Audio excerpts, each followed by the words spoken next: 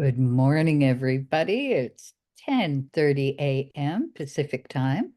We'll just give it a couple of more minutes. So grab your coffee, get comfortable. So good to see you. I'll quickly just introduce myself. My name's Michelle Morningstar Doherty. I'm with the Our Children, Our Way Secretariat. I work as the administrative coordinator. I've done that for about 6 years and recently started as the communications portfolio holder. It's just such a beautiful day here. We're right now in the beautiful Coast Salish territories, and I'll formally introduce myself now. So Michelle Morningstar Doherty is my name. I am from Cowessess First Nation, a very proud member of Cowessess, and I live here in the beautiful territory of the Squamish Nation and the Tsleil-Waututh Nation. I am really, really honored that you've all decided to join us today. I think it's really so important that we all come together in a good way. And on that point, I would like to um, share some words. We'll start off in a good way by sharing some beautiful words by our beloved Lakota warrior, Crazy Horse. I understand that he shared these words with Chief Sitting Bull while sharing the sacred pipe for the last time 3 days before he was called to the spirit world in 1877.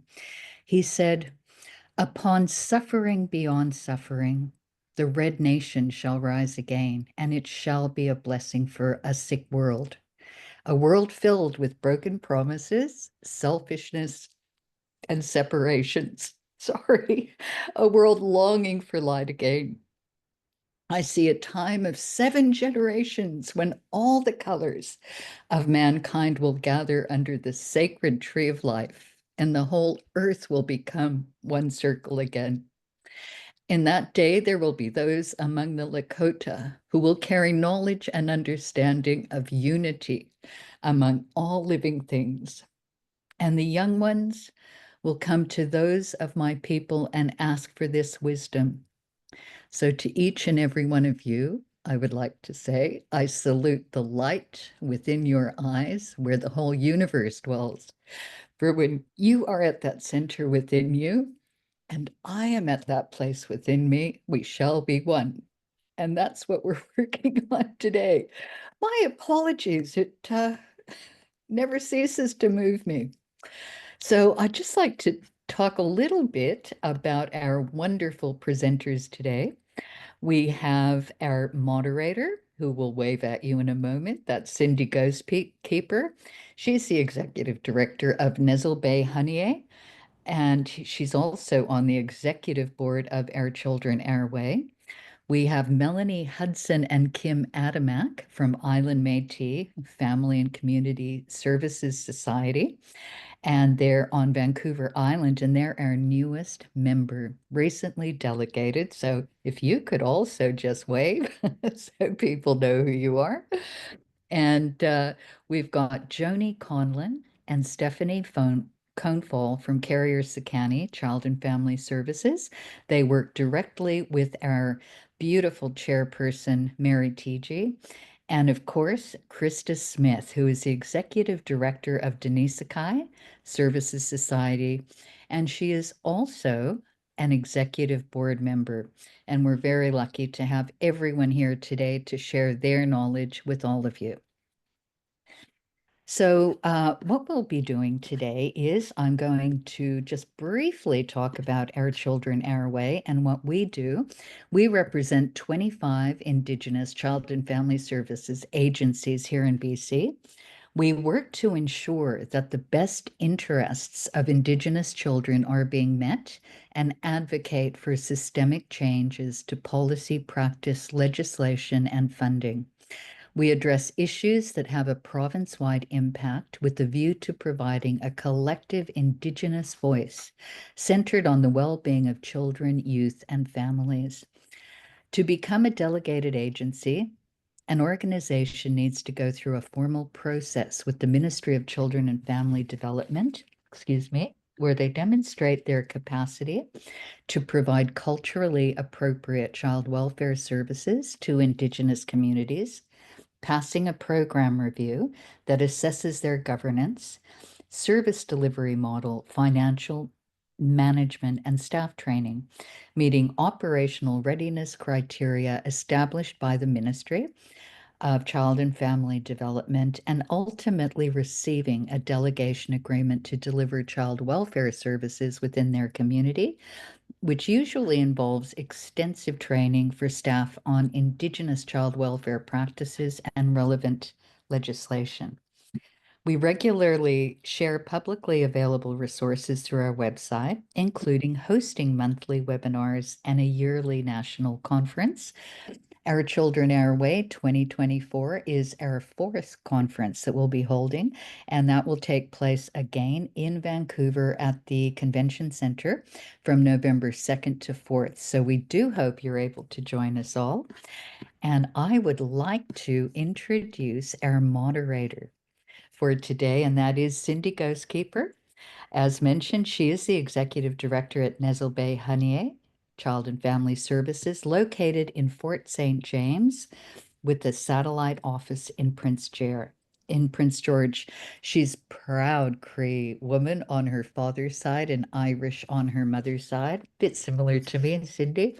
And she's also a mother of 6 beautiful adult children and an passionate advocate for systemic change and the rights of Indigenous children and families. Thank you, Cindy. Over to you. Thank you, Michelle. Appreciate the warm welcome. So thank you. Yes, welcome to the OCOW webinar, Developing and Expanding ICFS Agencies. Sorry, I've got something in my mouth. I want to say Hari Dinzin Hunzu, which is hello, good day. Indigenous Child and Family Services agencies deliver essential child well-being, child safety, and family support services to over 120 of the 204 First Nations in British Columbia. That's quite a few. These Indigenous nations have opted to collaborate with Indigenous ICFS agencies for the provision of child and family well-being services instead of engaging working with the Ministry of Children and Family Development. Delegated agencies receive their mandate to provide culturally based child and family well-being services to their member communities through band council resolutions, Métis approvals, and urban Aboriginal community endorsements. This model allows them to provide services that are deeply rooted in cultural, social, and historical contexts of the communities they serve. So under the CFCSA, which is the Child and Family Services Community Act, ICFS are delegated. There are various levels of delegation that the ICFS agencies hold. C3 is a delegated authority. This allows for information gathering and sharing. It also has non-protection service requests for voluntary family services, voluntary support services, respite services, resources such as foster parents, and kith and kin placement support. The C4 delegated authority, which Nestle Bay Hanier is currently holding right now, is a legislative guardianship responsibility, as well as permanency planning. So C4, you have to have, children have to be continuing custody orders in order for them to receive files under the delegated model. And of course, the C6 delegated authority is the legislative child protection responsibilities. This gives the ability to assess child protection reports. And then, of course, the adoption services is, there is adoption delegation, and it's provided by the Adoption and Permanency Branch with MCFD. It's considered a C5 delegation level. So those are the various levels of delegation. For full child welfare authority is C6, and of course the adoption services as well. And of course, a lot of our agencies across BC have these varying levels of delegation. So I'd like to introduce and welcome the panelists. Just a note that questions and answers after all presentations, questions can be submitted to the chat box, and our wonderful Michelle and Tracy will be monitoring and bringing forward once the presentations are complete. So let's get started. So I'd like to introduce our first two panelists. They are from Carriers County Family Services. I want to introduce our first panelist for this is Joni. I'm going to call you Joni because it says Joan, but I'm going to call you Joni Conlon. Joni is a Saykay Dene Nation member and paternal ties to the Treaty 6 territory, Muskeg Cree Nation. Joni is a social worker who focuses on building her practice and academic learning by decolonized social work practice. Joni started work with CSFS on a special contract addressing sexualized violence. She has worked with Carriers County Family Service as a youth coordinator, guardianship social work, and as a manager of prevention services. Currently, Joni is the director of child safety at CSFS. CSFS, yeah. Joni's practice is rooted in prevention work. She has worked with pregnant women and maternal child health, supporting women in the community for over 20 years. Adding to her practice, medicine bundle, and appreciating the good prevention work beginning at the beginning of the life cycle. There you go, Joni. Welcome. Take it away. Howdy. Good morning, everybody. Sai Joni Conlon Satne. I'm Joni Conlon. As Cindy had introduced, I am a Sakani woman, matrilineal ties to the Rocky Mountain Trench, and I'm honored to be here. And I look forward to presenting with my co-presenter, Stephanie Comfall. Oh, wait, Masai.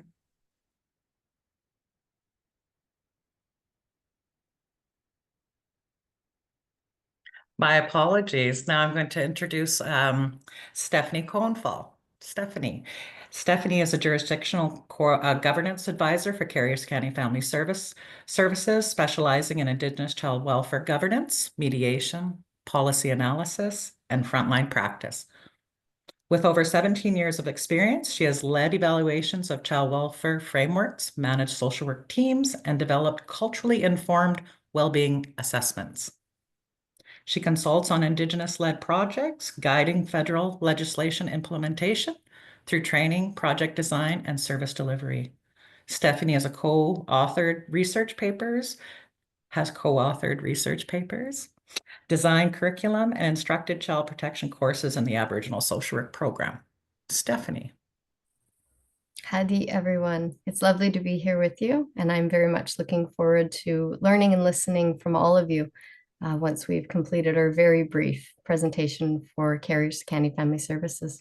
Thank you. So I'm not sure who is going first, right? We're not introducing all the panelists, right? These two will go first and then, okay. Thank you, sorry. Carry on. You two decide who's gonna go first. Oh, we got this all mapped out, Cindy. We got this. Good morning, everybody. So we'll just get our slide deck up. Thanks, Michelle. While we're getting this up, I just want to acknowledge the traditional unceded territory of which we call in from known as Prince George, but the Lheidli T'enneh territory, and for that we're thankful. Carriers County is very unique in terms of their service delivery area. We span over 76,000 square kilometers. We have a very large territory, and we serve 11 member nations, and we are eternally grateful for being able to provide service, but also learn and walk with our member nations. And it's been incredibly humbling and a true privilege to work with our Nadoten, Wet'suwet'en, Dakel member nations. Thank you, Joan. And I believe we're just pulling the slides up in the background. I just wanted to let everyone know that I am joining, unfortunately, not from the Lheidli T'enneh territories in the north. I'm actually on Vancouver Island, currently in the Snuneymuxw territory. So I wanted to acknowledge the land on which I'm joining you from. And we're going to move into our presentation. Joan will start us off with Skak Habahat Shotli, looking after children well. We're navigating the journey towards Indigenous child and family well-being by looking at a delegation expansion process as part of our jurisdiction journey. Over to you, Joan. It's really important that we root the work in the matriarchs. This has been a long journey with Carrier County, over 30 years. And we couldn't do this work without the knowledge of our matriarchs, and many of who have passed on into the spirit world. So we would really like to take this opportunity that this information came and was gifted to us through the hard work of the matriarchs and our clan leaders. So I'd just like to acknowledge that as well. And I think it's important that we do highlight that this is a journey. This was a journey by design. So if we could just move to the first slide, Michelle.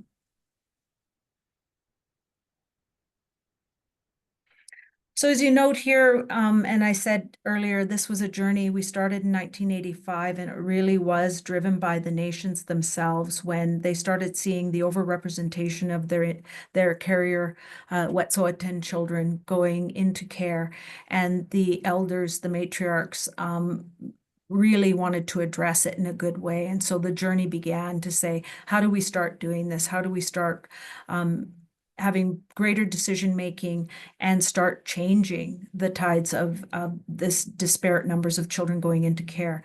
So between 1985, as you can see, through 1996, that's when the delegation process started, C3 and C4. We didn't attain C4 delegation, much like our partners, Nasal Bay Honeyway.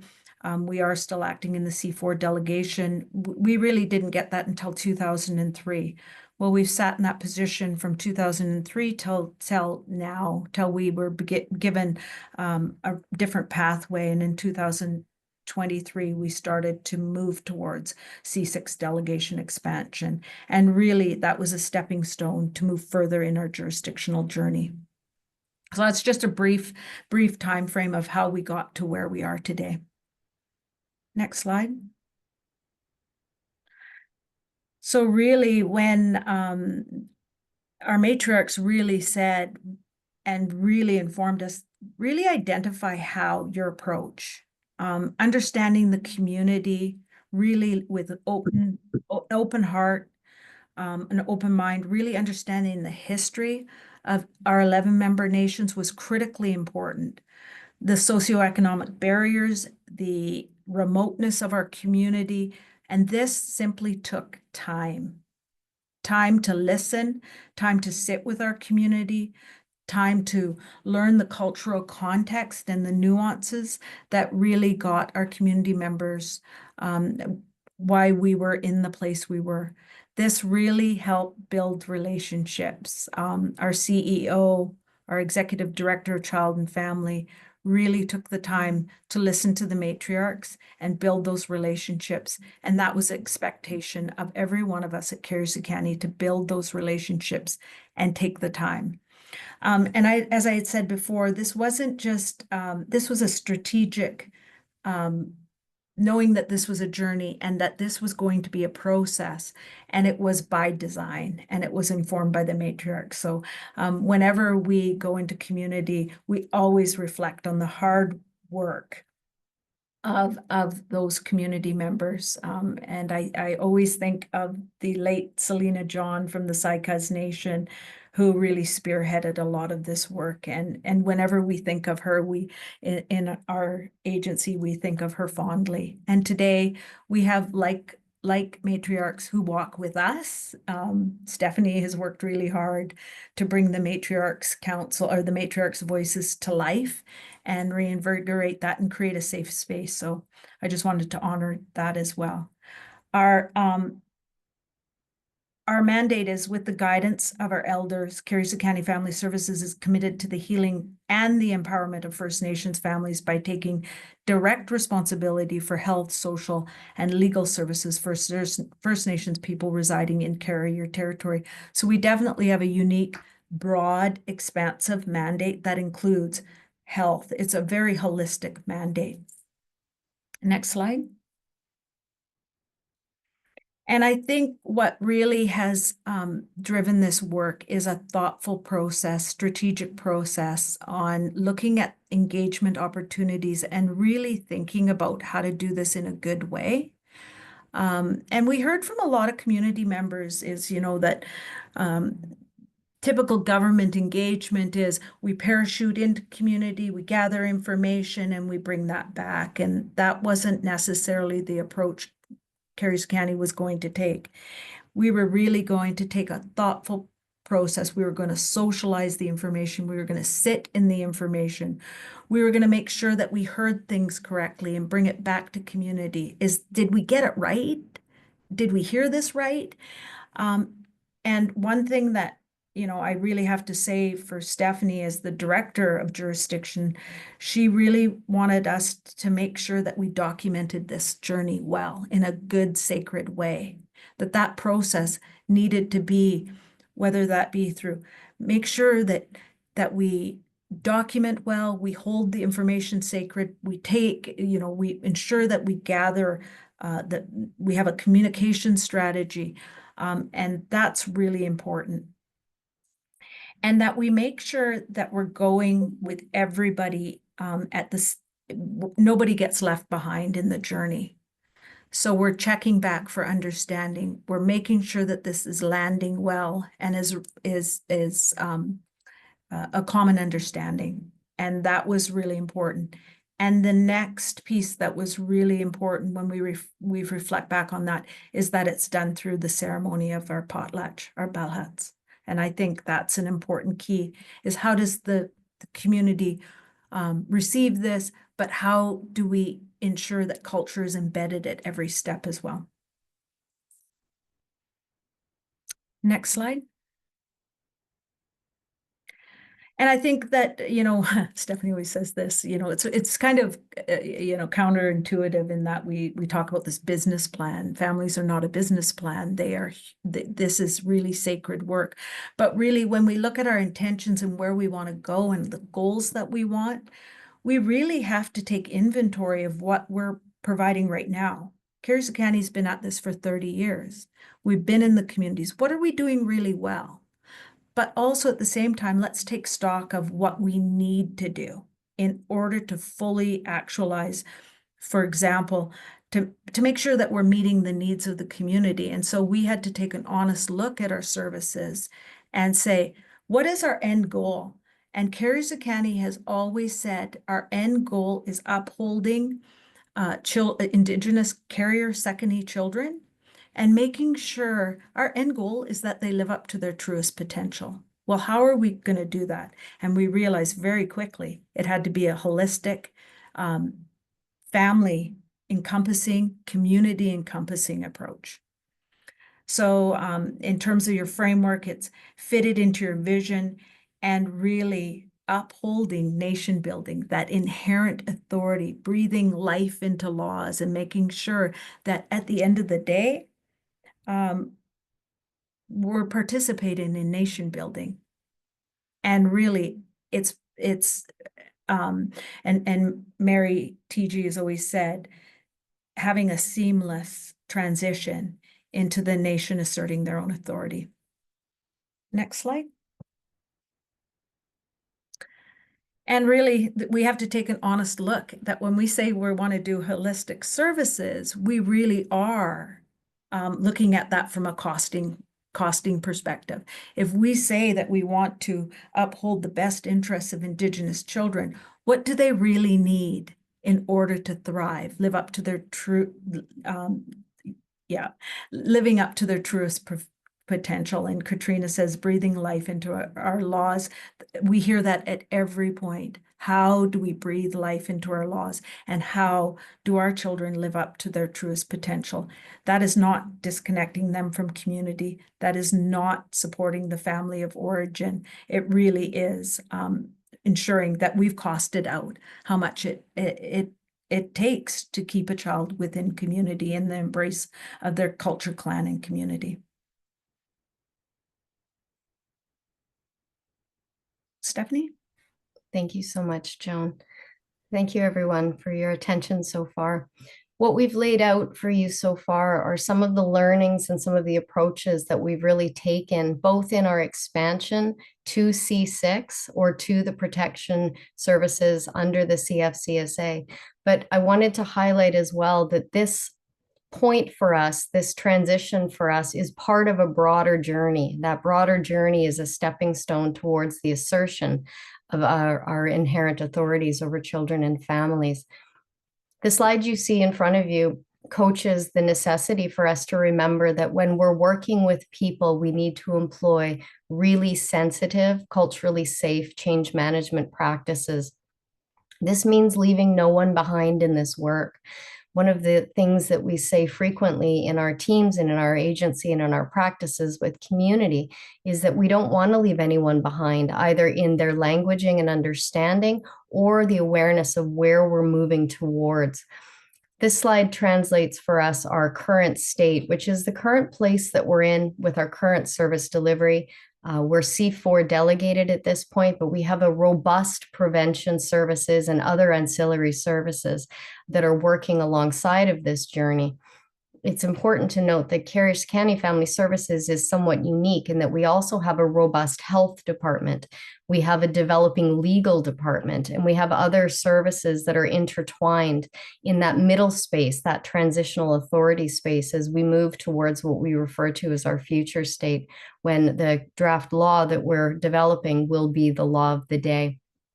So it's important to recognize that while we're moving through these, it's not just business, it's people, and making sure that everyone can walk along with us and understand each of the steps and each of the activities that we do from a respectful perspective and place. Next slide, please.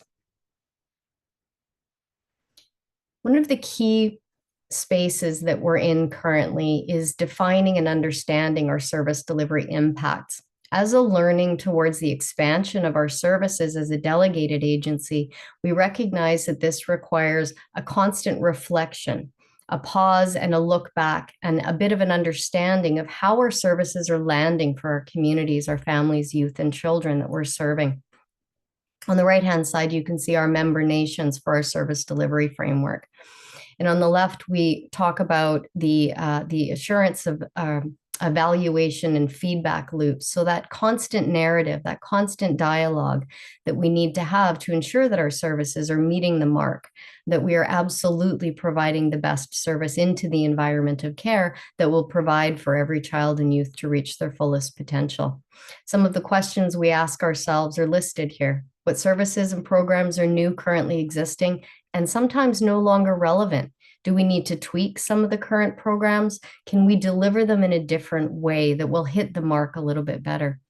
Understanding the impacts on those services as we transition, that includes increasing our delegation, as well as through our delegation into the future state, become extremely, extremely important.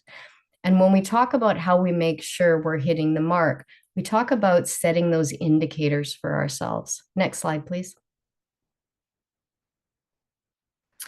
So indicators for us, we've agreed, need to be locally meaning. And locally meaning simply means, are they making meaning for the service, for the communities, the children, families, and youth that we're serving? Not necessarily looking at just objective indicators where we can count the number of service provided, but looking at how those services are really making meaning for the families that we're serving. We know we need to keep the dialogue alive. We know that we need to continue this conversation. We're not looking at a static service delivery model. Services change as community needs change. And as those families move throughout the life cycle stage, which is the framework for our practice at Carrier County Family Services, we recognize that those needs will also change. The needs of a 2-year-old in service delivery are going to be very different than the needs of a 37-year-old or of a 60-year-old. And we take the life cycle model and embed that into the environment of care, making sure that every member of that environment of care for a child or youth is serviced appropriate to their needs at the time that they require and need them. Next slide, please. Defining the indicators of your work becomes a really, really intensely, I think, experiential part of our work. When we're talking about those indicators, we get to deep dive into the communications with our family members, with our youth, with our children, and with our communities. What has meaning for them? How are they reflecting that the service provision that we're providing for them is actually impacting them? And what does that impact look like for them? So making those indicators locally meaning and measuring how the families, the communities see those indicators becomes extremely important and helps build out our framework and reference back to how we set our standards for that service delivery hitting their mark. Next slide, please.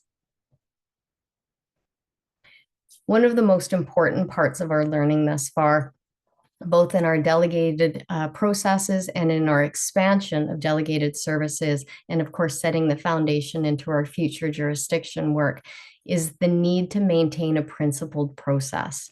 Families are not business. Families are living, breathing members of community. They're built on interrelated family connections, relationships, the awareness and the dignity and respect that we show each other in the work that we do. If we can keep that top of mind as we're doing the business of taking care of children and families, we can tie our work and our work deliverables to that purpose. Mary TJ has said for us that your process follows the principle that your nations define. For Carrier-Sicani, we've talked about that being that every child has the right to live up to their fullest potential. If that is our goal, if that is our purpose for this work, then we can rely on that purpose statement as a compass, defining how we proceed forward, what we expand into, and how we lay out the foundation steps to make it to that future state where our law will govern the child and family services that we eventually have been told that the nations would like to see. And just a reminder that the process for capacity development is not about negotiation. It's about what every child needs to achieve substantial equality, and the mechanisms to achieve this are defined by your nations and by your agencies. So we like to remember and keep that in mind when we're sitting down in conversations, when we're going through the expansion readiness criteria, that we can smudge the lines a little bit if necessary. And that helps us tie back to that purpose of maintaining a principled process and keeping the center for us, which is that every child has the right to live to their fullest potential. Next slide, please. Joan, over to you.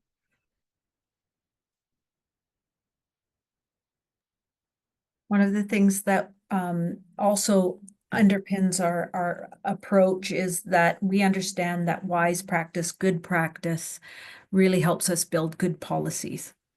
If we get good policies, then we're able to do the heavy work of breathing life into our good laws. And so I think that that really underpins the process and reminds us to stay embedded in good, wise practice and take those along with us in our journey.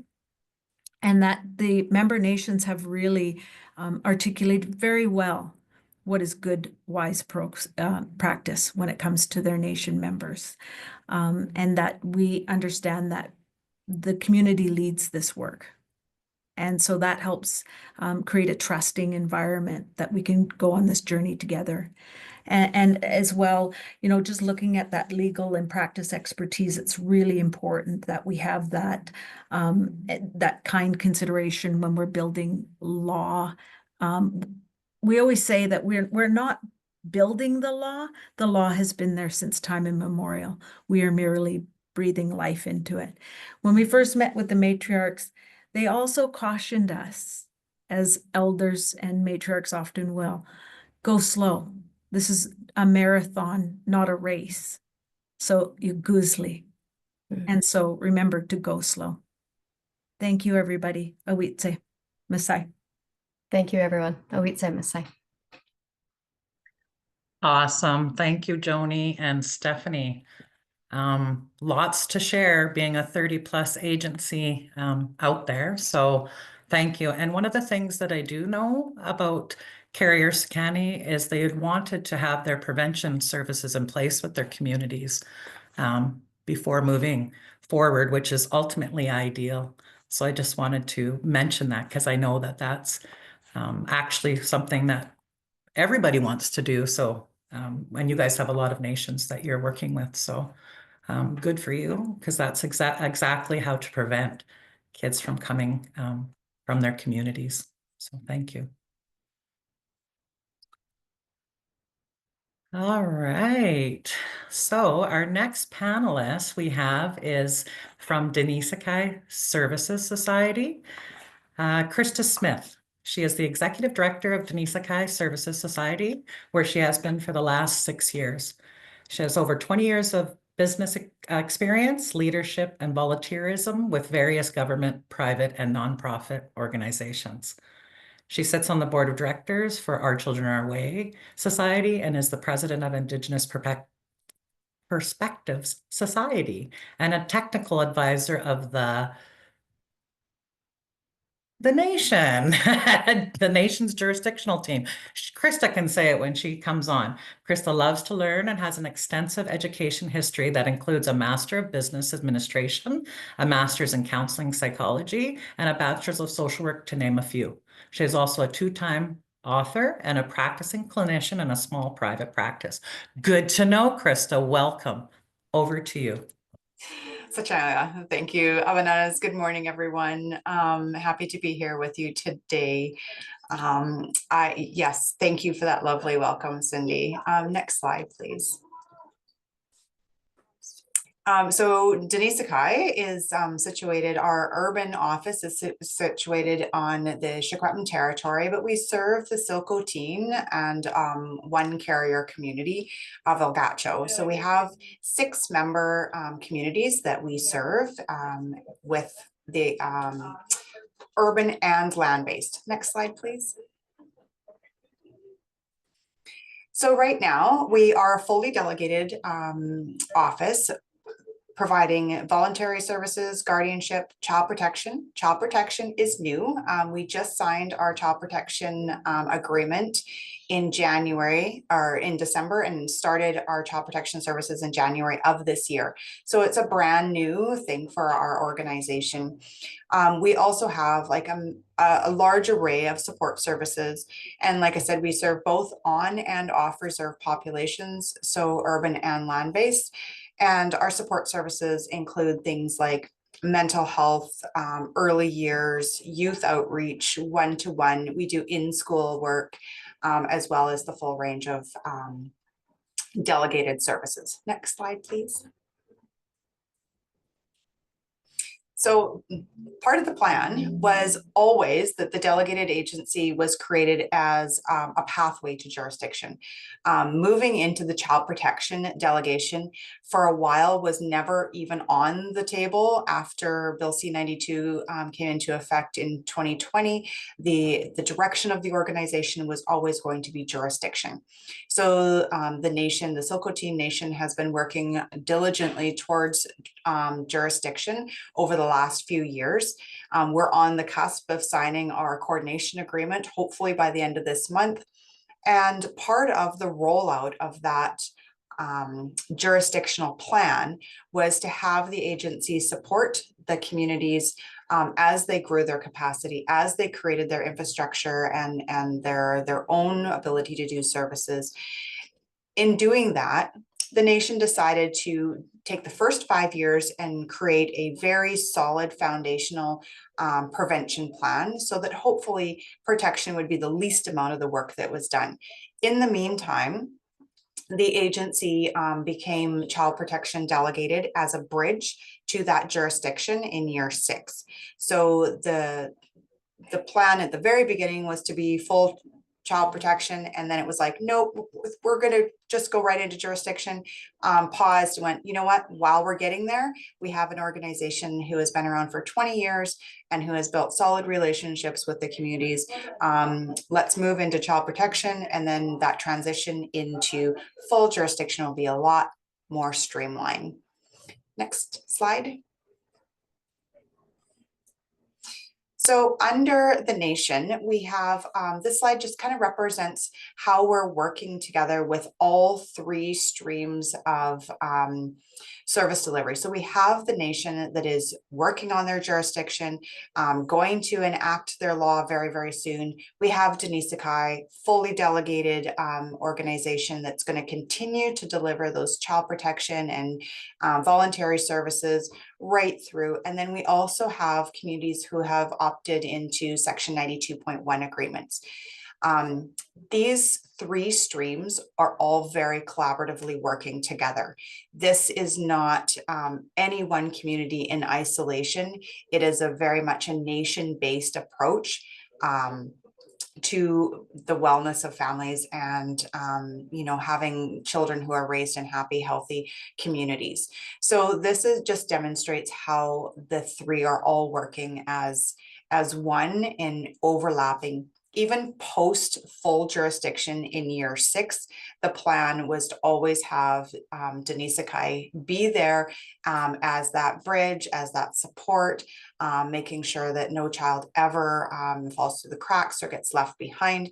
But the communities also have that self-determination to enact as much or as little service delivery as they want.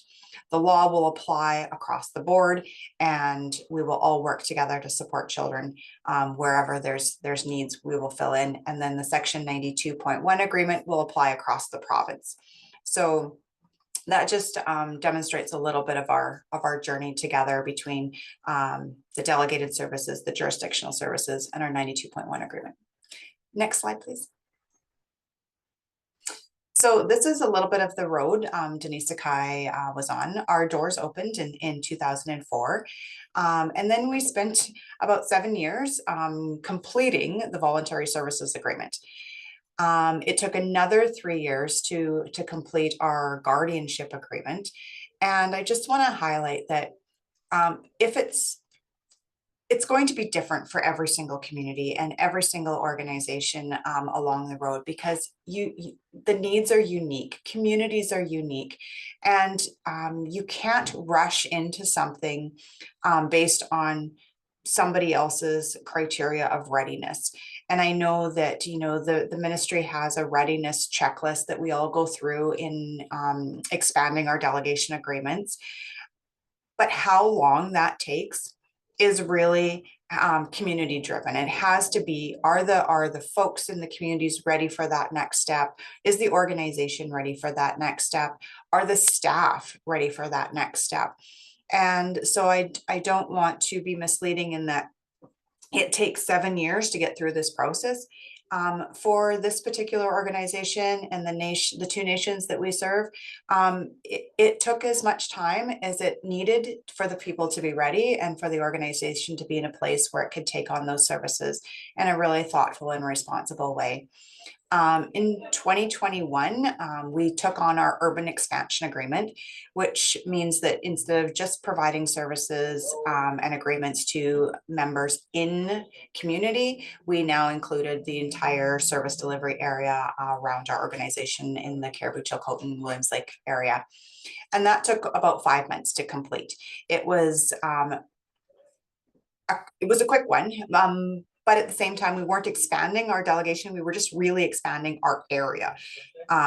It was a lot of work, but it really didn't take on any new changing work.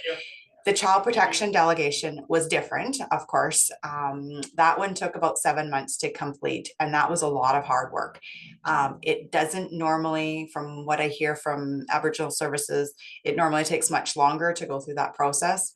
But like I said, we were working so hard on coordinating with our jurisdiction agreement and making those two streams mirror each other. We worked tirelessly to make sure that we were child protection delegated once that coordination agreement was signed. So yeah, it was a lot of work in a short amount of time, but we got there. Next slide, please. So the approach that we took, again, you have to have your community support and engagement, and especially when you're stepping beyond those voluntary services, those child, care, guardianship services. We wanted to make sure that the communities were ready for us to have a different relationship with them. And that engagement and that community support had to be extensive. The staff had to be ready. It's a lot of internal change management for staff to wrap their heads around, taking on that protective role. It comes with labels, it comes with, history and trauma, and all of those things need to be held sacred and respected.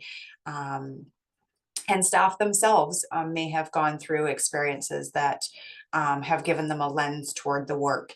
And so really just laying a solid foundation on what it is that we are going to do. How are we going to practice? How are we going to show up and support families and children when they are in crisis and maybe not at their best?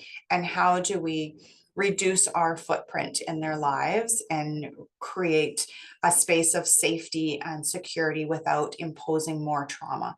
And that's a really hard line to walk when you're working with addictions, and folks aren't maybe thinking with their normal, rational, parenting, loving selves. So it was a lot of work working with staff around, you think you can show up in this really, really good way. And what if the door is slammed in your face? And, what are the next steps then? So the internal change management was probably as much work as the external, community engagement and support from the community-driven lens. Of course, we have our readiness checklist tracker that is provided from the ministry that we worked through. So that was really our roadmap in, what needs to be done, what are the ticky boxes. It's the technical piece of the side of the work. It's not the heart work. It's not the feelings and the relationship work. It really is just the criteria that tells you what step you need to take when and next. It doesn't give you the whole picture. A couple of the things that did support us in moving our journey along was having a really solid human resource and policy manual. Those two things in place really made the process a lot smoother, because a lot of the things in the tracker, the checklist, the readiness was around policies and procedures, and having a really solid process in place made it easy to just build in those additional pieces that were going to be needed in the future. So that would be one of my learning takeaways, is just making sure that your internal operations are a well-oiled machine before you take on something so much more and so different.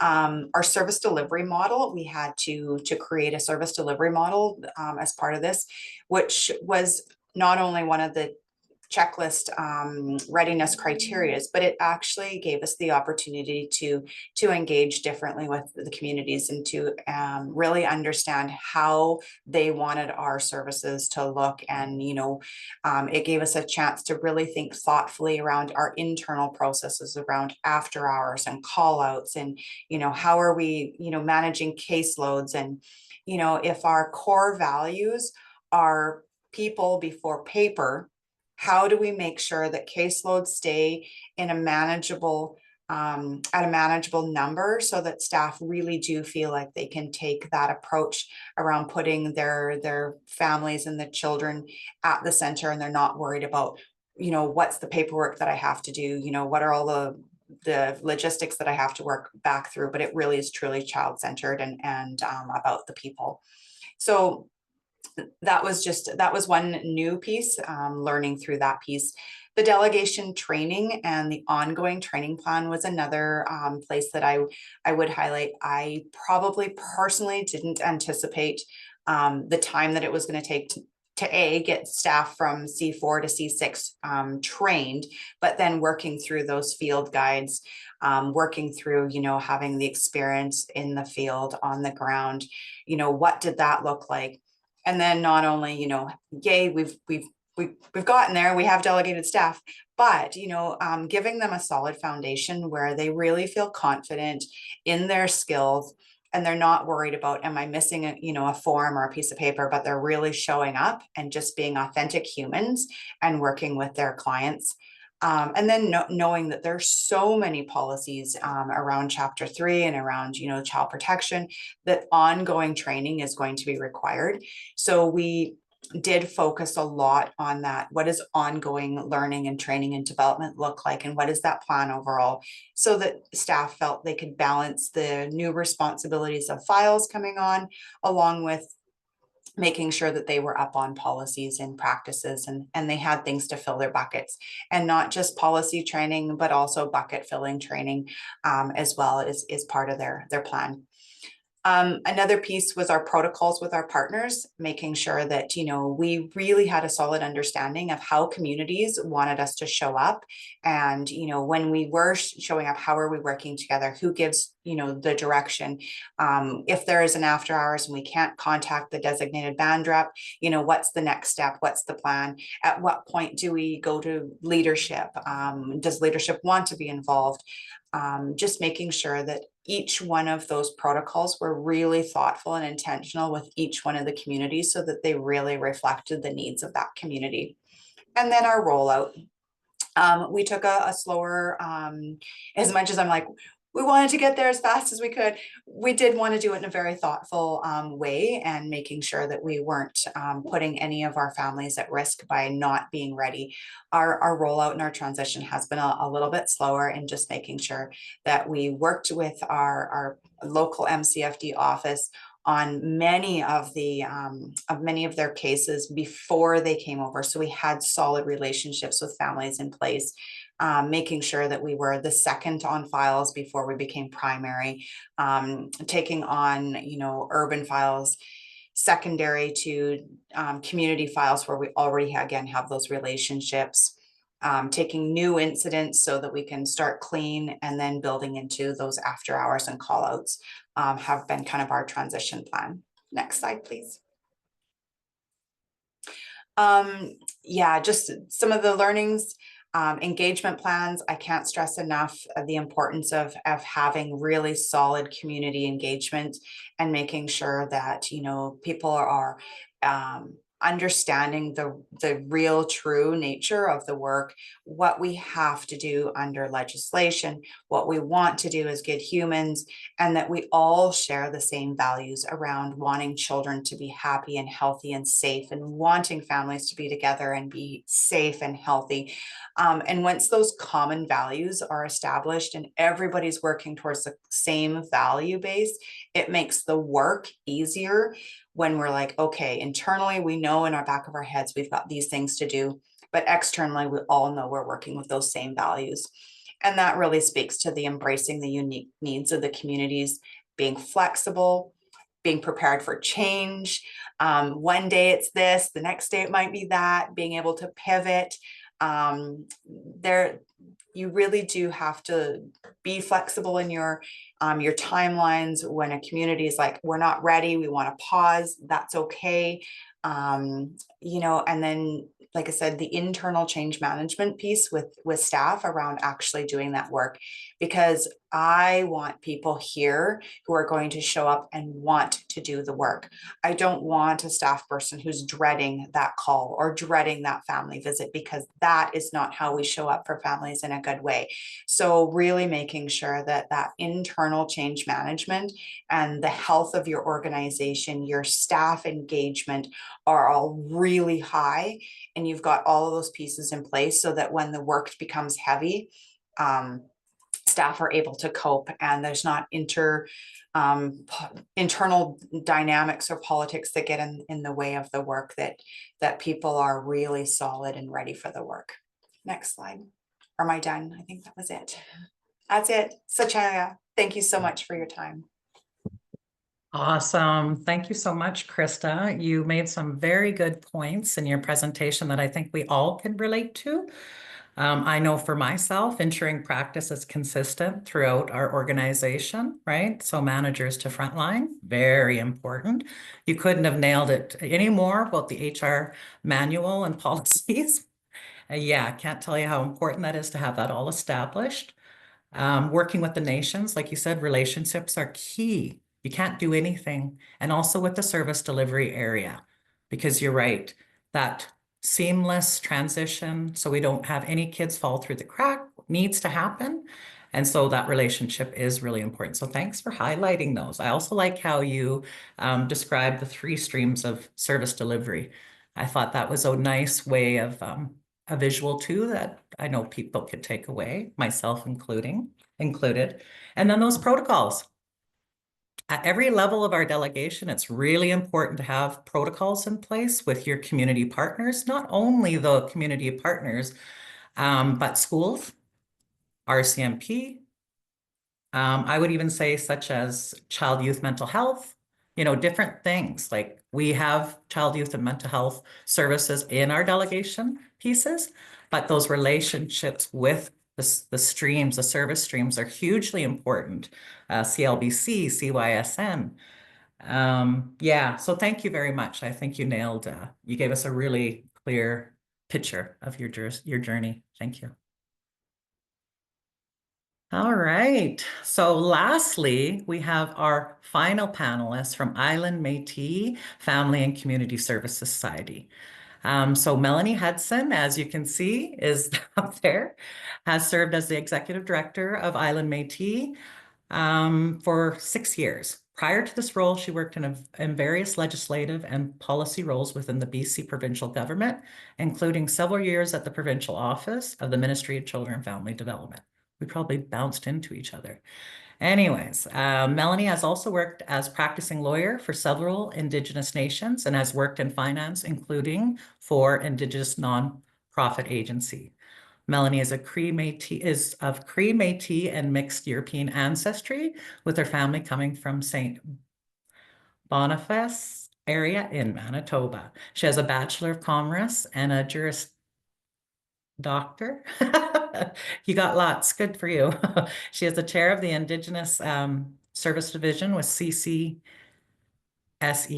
She has served on many boards, including Métis Nation BC, Island Métis Family and Community Service Society, and currently serves as the vice chair of the board of the YWCA Vancouver Island.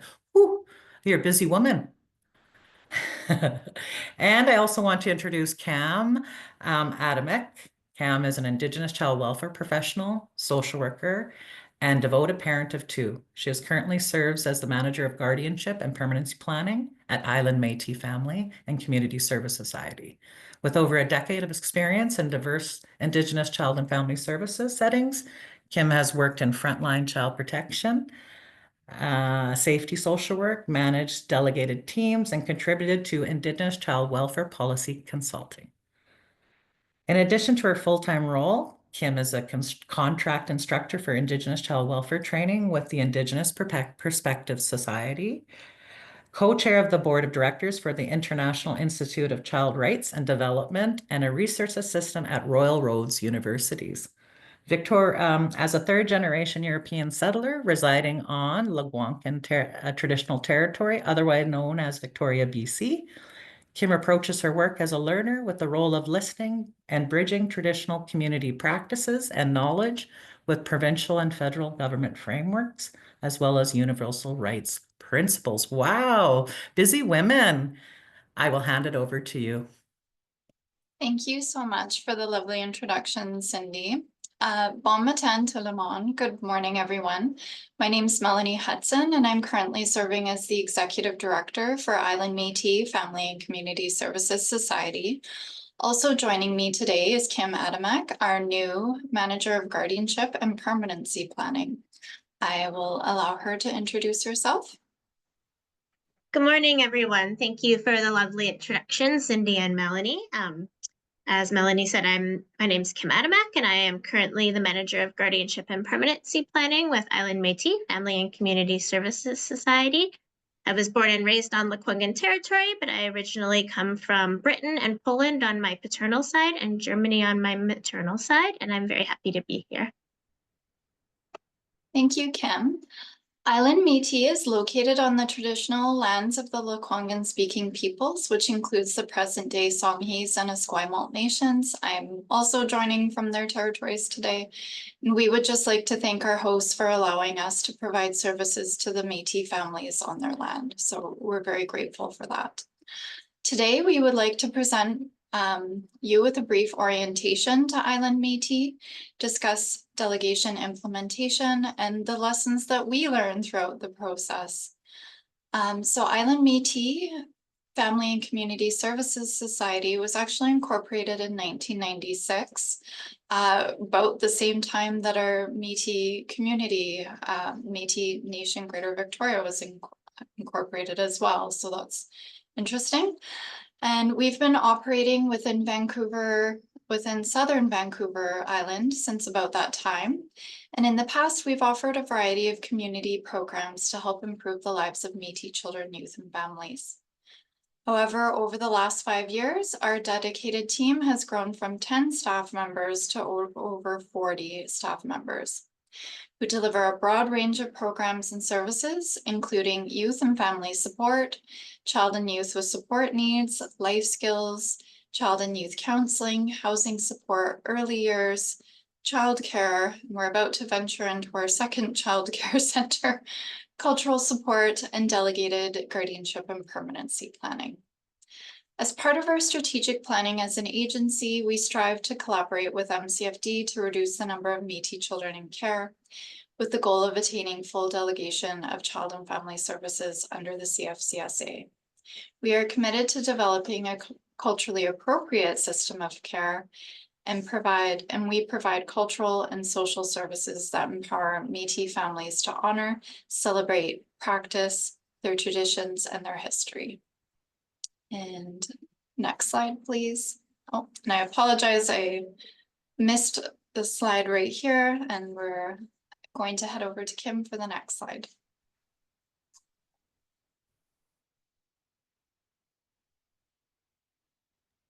Sorry, it's the next, it's the next slide. Melanie went over, yeah, thank you.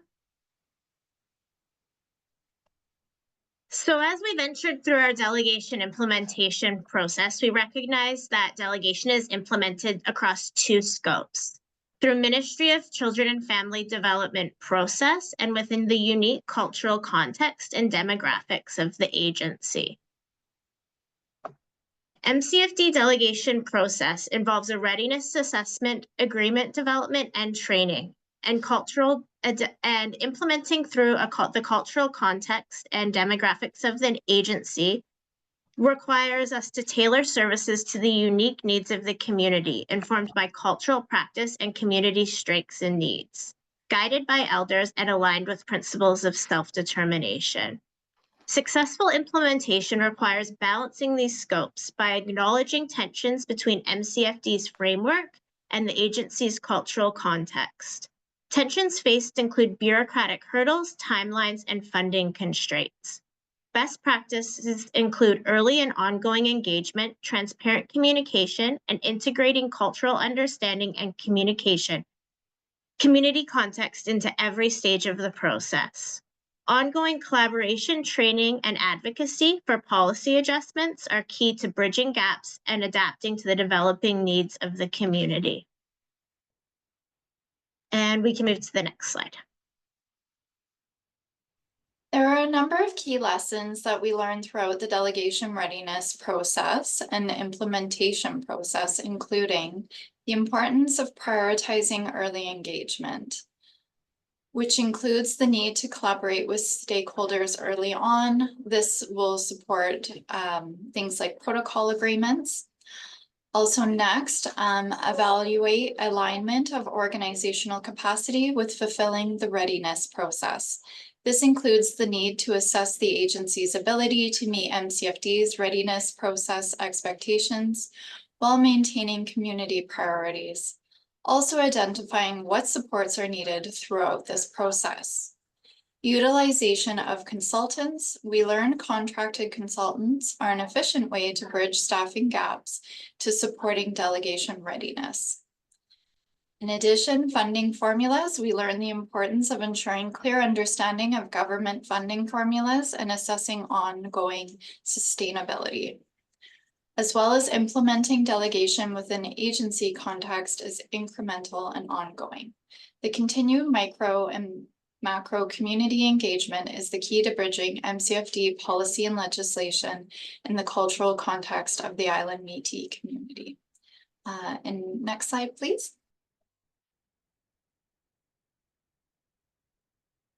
Yeah, so we really learned the importance of early and ongoing stakeholder engagement. Building relationships with stakeholders early on provides opportunity to engage both high-level stakeholders who have a broad influence and impact systems and policy, as well as ground-level frontline stakeholders. High-level stakeholders include the board of directors, MCFD, partner service delivery agencies, such as the RCMP and school districts, established ICFSAs, and community and nation leaders. Ground level engagement is of equal importance, providing opportunity to ensure your process is informed by frontline staff and community members, and to ensure that frontline staff and community members have a shared understanding of the process and how they are impacted by the process ongoing. Next slide, please.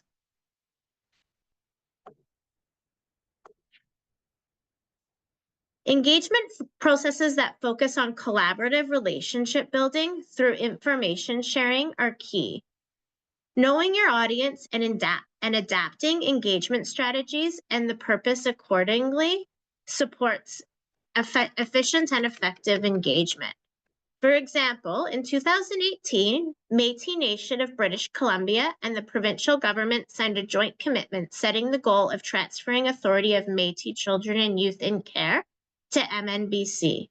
As a result of the joint commitment, MNBC is supporting Island Métis' goal of becoming a delegated agency. So we are able to provide guardianship services for our Métis children and youth in care. In addition, we provided and continue to provide presentations on our delegation process and its significance to our board of directors and other community and nation leaders. Continuing to engage at each stage to ensure that all stakeholders have the same information is imperative. Ground level engagement can be formal or informal, providing opportunities for elders, community, and frontline staff to both provide input on the process and to receive information and build a shared understanding. Engagement opportunities can be capitalized on through conversations with elders during tea, attending community events, and providing opportunity to collaboratively conversate with youth during sharing circles. Engaging staff through focus groups is another key opportunity. Information sharing is sharing power, and sharing power across everyone impacted by the delegation process is imperative to the successful implementation of delegation across both scopes, supporting community-rooted, ever-changing service delivery. Next slide, please. We also learn the value of contracting expert consultants to support high-level strategic tasks, such as provision of research and data analysis, aligning internal processes with delegation requirements, developing and implementing communications plans. We also capitalized on opportunities to consult with established ICFSAs. Some of the questions that we asked ourselves throughout the process were, what can be learned from our sister agencies? What information and insights can our agency offer to others? How do we strengthen ongoing opportunities for information sharing? And lastly, what opportunities are there for partnerships? As part of our partnership building in early 2019, Island Métis, Métis Nation British Columbia, and the Métis Commission signed a memorandum of understanding with Surrounded by Cedar Child and Family Services to provide guardianship services to Métis children and youth in care during this transition. The Memorandum of Understanding set out that Island Métis was pursuing delegation, and in the meantime, Surrounded by Cedar would provide guardianship services for our Métis children and youth, Métis children and youth in care. We are very grateful to Surrounded by Cedar for their support of our children and youth in care while we build capacity to do this important work. In regard to delegation-specific funding, it is helpful to know and the MCFD funding formula.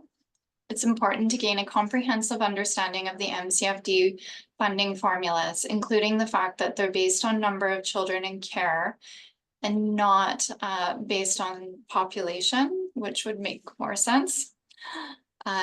Ensuring financial sustainability, evaluate current and projected file numbers to ensure adequate funding for both immediate and future needs. One of the things, because we took a long period of time to move through the delegation process, we were able to look at trends of our numbers of children in care. Readiness funding, leverage funding for hiring consultants and implementing the delegation readiness process when possible.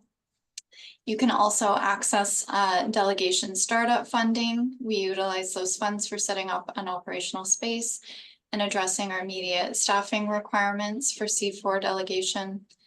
In addition, there's operational and maintenance funding, which supports sustainable growth in alignment with file transfer and transition plans, while ensuring adequate resources for the agency's expansion. And next slide, please. Sorry, this was the slide that Melanie just went over, but we can leave it up for a minute if everybody wants to take a quick look and then change to the next slide.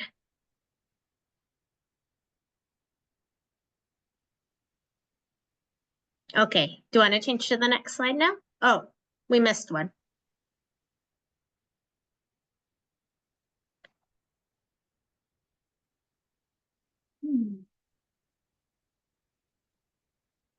Interesting. There seems to be a slide missing. That's okay. I can talk about the slide. So our next steps, we're focusing on advancing delegation through community culture. This includes implementing a delegated service model that reflects Métis culture, tradition, and community values so that we can practice through a culturally rooted system of care. Developing internal delegated practice standards will allow us to root our practice in Métis ways of knowing, ensuring culturally appropriate service delivery. Once we have a consistent track record of sound service delivery at the C4 level, bridging MCFD policy and legislation with Métis cultural practices and ensuring services align with community needs, we'll seek to expand authority to the full C6 delegation to provide comprehensive child and family services to the Métis children, family, and community we serve.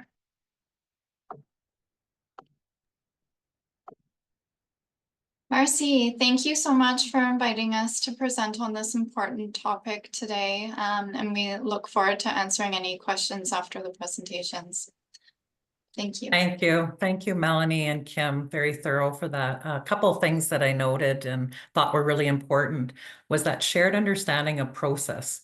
Very important with the nations, with your staff, communities, members. You know, I thought that was hugely important. I think consulting with existing ICFS agencies, you've got some AT partners as well, but you also have the rest of the province that for lessons learned, what not to do, right? So I thought that way. I also want to give a poke out to, just so you know, NDAs don't really work amongst Indigenous people and communities. So I just wanted to be haha for those government and contractors out there. It don't work because we share information to support one another. So like we're doing now. So I really appreciate that.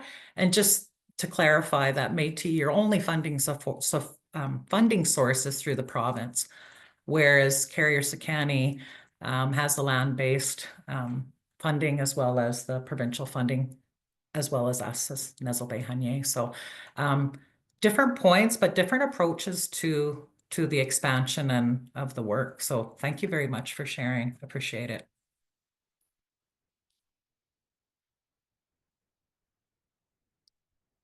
Am I handing it over to Michelle or? Yes, you are, and I'm just so happy again to be back here. That was so informative. Um, do we have Joni with us again? Still? Joni? Ma, Here we go. Would you mind reading out the question you responded to, please? And because that was such a good answer. And then I've got one other question. yeah, the question from Lori was really reflecting on the Too Many Left Behind report, and I know that all of us really took a deep dive in that, and we were able to provide feedback on the RCY, many of our agencies, to say how are we meeting the needs of children and youth with special needs, particularly through an Indigenous lens. And of course, Carrie-Zucchini, and I know Nasal Bay as well. What about that rural and remote sort of perspective, or that northern perspective? So Lori had said, you know, like, and the stats in that report, while we all anecdotally knew, boy, that was staggering. It was an eye-opener. And particularly how it impacted Indigenous families, like, you know, 20% of the kids in care are there, Lori says, because it was the only way for families to secure that that special child had those supports. And so Carrie-Zucchini, like I said, all by design, we have a director of early years. And so we knew we got good bang for our buck if we intervened early and we provided that special support and care. And what came out of that webinar I think it was a couple of weeks ago that we all got to sit in, was really talking about what we need is somebody who's a navigator, who walks with families, who that process of assessment can be really daunting. And so Carrie-Zucchini embedded that in their service delivery with the director of early years to talk about, let's get kids into daycares, let's do a circle around these special little ones. And we partnered with BC Acts to fill that gap. So remember, when in our presentation, we really looked, what does it really take to support a child to live up to their fullest potential? Well, these special little ones need unique services and a creative service delivery, and we really tried to meet it in the North. And so that's sort of what I reflected in the how are our agencies supporting children with special needs and their families before it gets to the point of surrender. And I think every one of us, when we read that, like how heart-wrenching that is, that a family feels that that's their only resource or their only answer. And really, it's by embedding prevention at the heart of our practice. We partnered with BC Acts. We see that it was critical to provide that support, particularly from 0 to 5, getting ready possibly for an assessment, walking with them while they have an assessment, and the impact that makes, that somebody has somebody that they can call and say, this is, I'm at my rope, the end of my rope. Really, even that in itself is a gift to families, and really at the beginning of saying, we're going to walk with families during this difficult time. Now, is it foolproof? I said in there, the North still doesn't have enough services. You know, we've increased the funding for CYSN, but it isn't reflected in the services on the ground. And for that, we will continue to advocate for our special little ones. Masai. Thank you, Joni. Krista, I know that you have a little bit to include in that. And by the way, I've got a question for you after you've finished speaking to that from Victor Linklater. Okay, thanks. Thanks. Just in regards to children with support needs and special needs, what we have done in our in the Cariboo-Chilcotin region, beyond our 6 communities, we're encompassing all 13 of the local communities here, is we've created a mobile therapy bus. We actually have 2 of them. They are retrofitted buses to be therapy space, and we've partnered with the Child Development Center. We've hired a speech and language pathologist and an occupational therapist. They have physiotherapists. And we have a team of people who go on the bus and they go out to the children in the communities. And it is a no barrier access to service. You don't have to have a referral. You don't have to have a diagnosis. You don't have to have anything. Kids can just come and play on the bus in the therapy space. We wrap around. We work with other caregivers and parents and support people to support those children to just live their absolute best lives based on whatever their needs are. And if they need other supports, then we bring them to the children. So children don't have to find or seek out services. They're all brought directly to them, whether it's a specialist or whatever it is, if it's a need for assessments, everything comes to community directly to children. So that's kind of how we're addressing some of the support needs for kids. Thank you, Krista. Now, Victor Linklater's question is, this is for Denise Sakai. The 5-year plan for a strong prevention foundation and child protection in the 6th year. What this identified in your coordination with BC and Canada? So our coordination agreement identifies a phased approach. So the first 5 years, our coordination agreement is for 5 years. So for the first 5 years, it is prevention plus, we call it protection adjacent or pre-protection, however you want to phrase it. I know that there's some very strong feelings from the province around the language used. So I'm not sure where we actually landed, if it was prevention plus or if it was, yeah. So our coordination agreement for the first 5 years is around prevention. Our law is full service, all encompassing, that is silent. So when you look at the Schedule B or the law, you will see that all the protection related pieces are grayed out and they will come into a force in the second phase.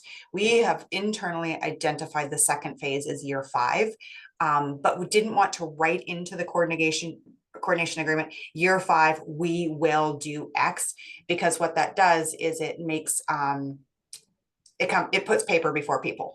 And what if the communities aren't ready? Or what if something comes up and, you know, that we don't have a solid process in place, or our tribunals aren't up and running and ready, or, you know, we have another COVID and we're short staffed. I don't know. We left it as phases, knowing that first phase is hopefully just prevention, second phase is child protection, year 6, but phase 2 might be, you know, year 8, not year 5. We just have to renegotiate our coordination agreement after year 5. And I hope that answers your question without way too much detail. Thank you so much, Krista. Now I'd like to put this question from Josephine Hamelin to each of the panelists. Or someone who knows, is the government of BC open to entering into a coordination with First Nation under your own laws, federal act? Josephine, I hope I've got that right.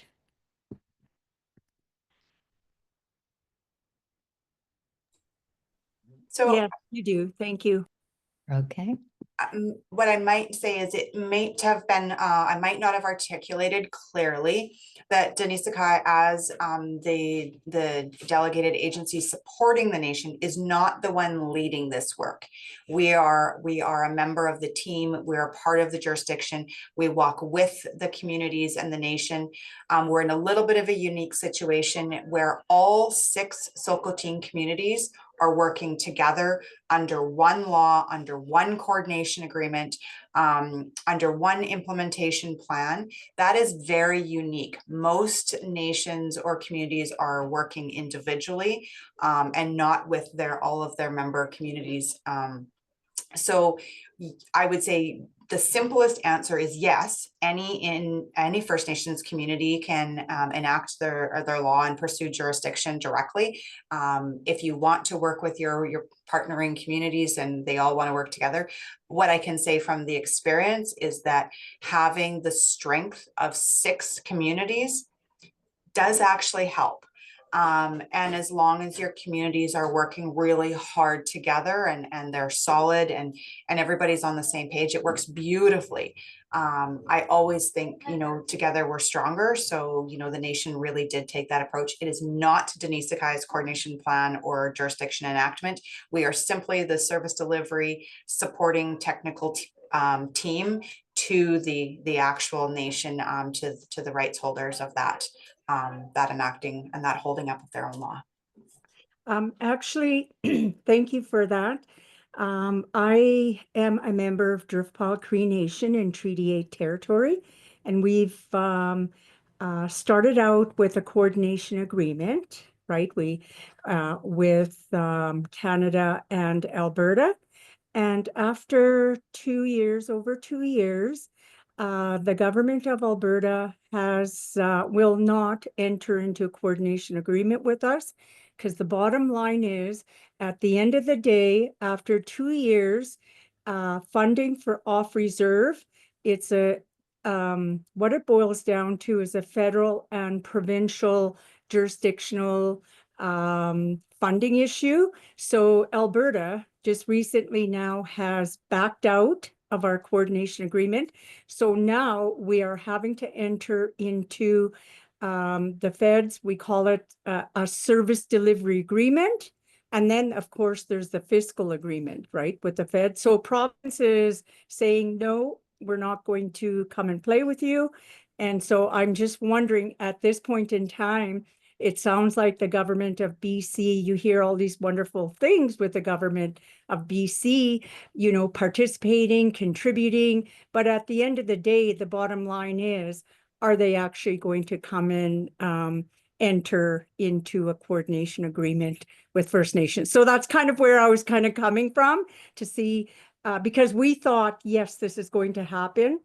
Coordination agreement to one First Nation KTC in Alberta, but has entered into coordination over 2 years ago. But at this time, now the province is absolutely not acknowledging the inherent nor the funding part. So just to share with you, being mindful of that. Thank you so much, Josephine. That's interesting to hear. We now have a question from Pat Troutman, who says, are any of the groups established involved with families in the South Okanagan? Cindy?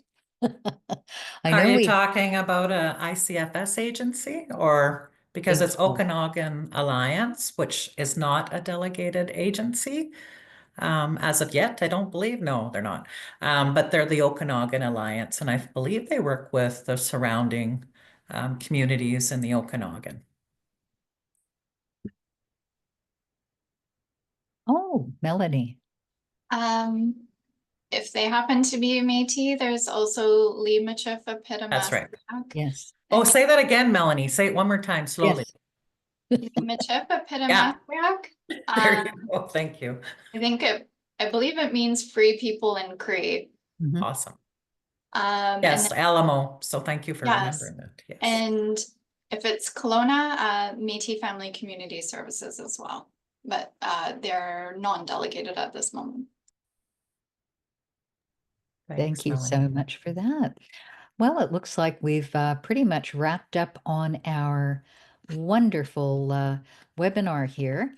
I'd just like to introduce my dear colleague and brilliant woman, Tracy Malchuk.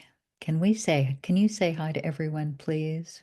You've done such a great job with everything. I'm so grateful to you. Thank you so much. No. There Appreciate she is. Oh my goodness. So Tracy, thank you. I'm really, really grateful for this. And I'm so happy for everyone who has joined us today. I think there is many things to talk about, and I'm grateful to our presenters. Our panelists are so full of wonderful knowledge. And again, we like to share. So I will say, in unity, Haichka, OCM, all my relations, take care, and thank you so much. Hi, hi.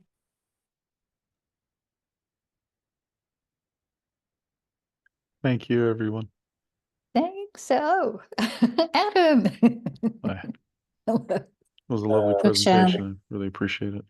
It's good. Walalio, all the way from Eastern Canada, Walalio. Ah, thanks, Craig.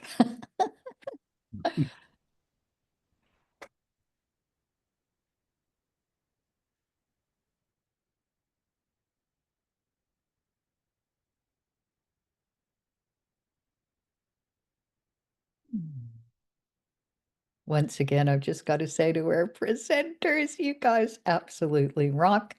Thank you for that. That was just brilliant, seeing we had no time to do that. So I'm as proud as ever.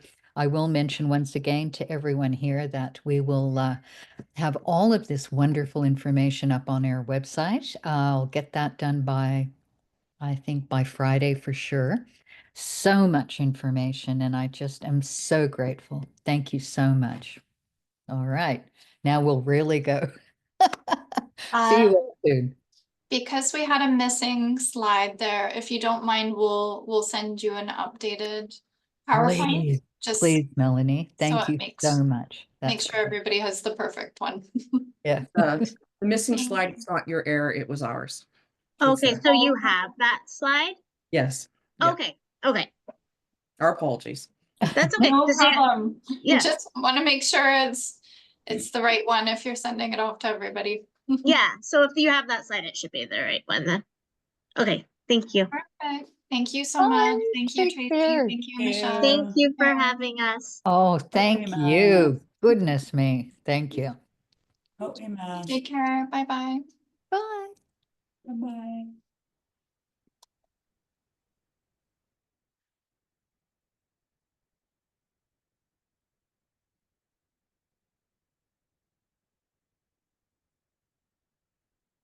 You're the best, Tracy M.